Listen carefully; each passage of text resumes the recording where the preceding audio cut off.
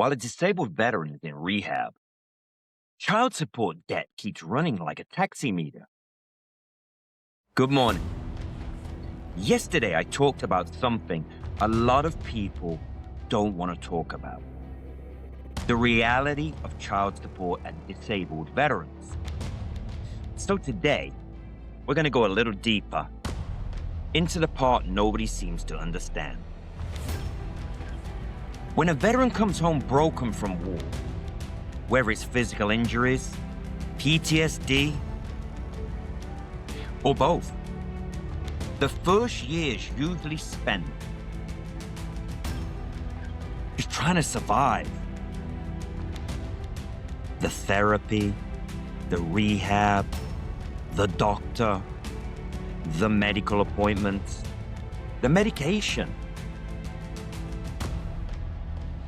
Just trying to put a life back together that fell apart. But while that veteran is in treatment, the system keeps running like a taxi meter. Child support keeps building, debt keeps growing, the clock never stops. $10,000, $20,000, sometimes even more. Not because the veteran doesn't love their child, not because they don't want to provide, but because at that moment they are physically or mentally cannot work. Now here's the real problem begins. Just when the veteran finally starts getting better, maybe therapy's helping, maybe they're finally strong enough to rebuild their life, and then they hit the wall. Their driver's license gets suspended because of child support arrears. Now they can't legally drive to work. Their credit destroyed from the years of accumulated child support debt. Now they can't get loans, can't rebuild financially. They can't even qualify for the VA home loan benefit that was specifically designed for veterans to build stable housing.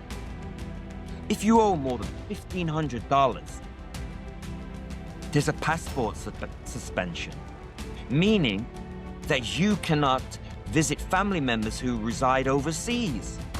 Can you imagine carrying all that weight while dealing with PTSD? The fear of being pulled over, the anxiety of court, the weight of debt.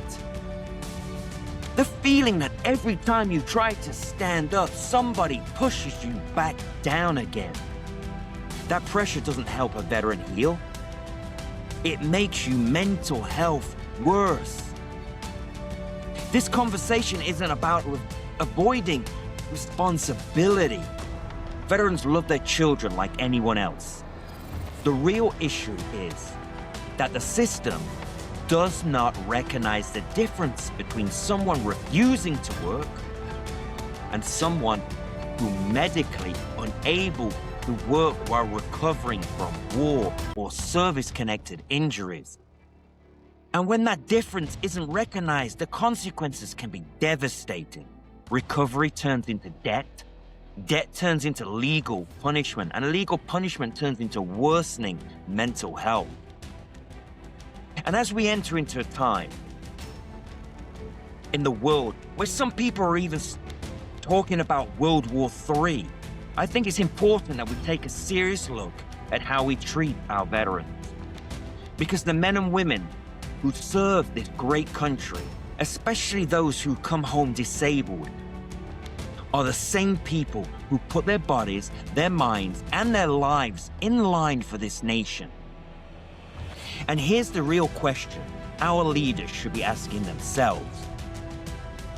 If we're asking the next generation of Americans to risk their lives for our country, are we absolutely sure the systems waiting for them when they come home are fair to veterans who already did? If we're asking people to serve and sacrifice then we also have the responsibility to make sure the system waiting for them when they come home don't break them further. We don't need special treatment for veterans.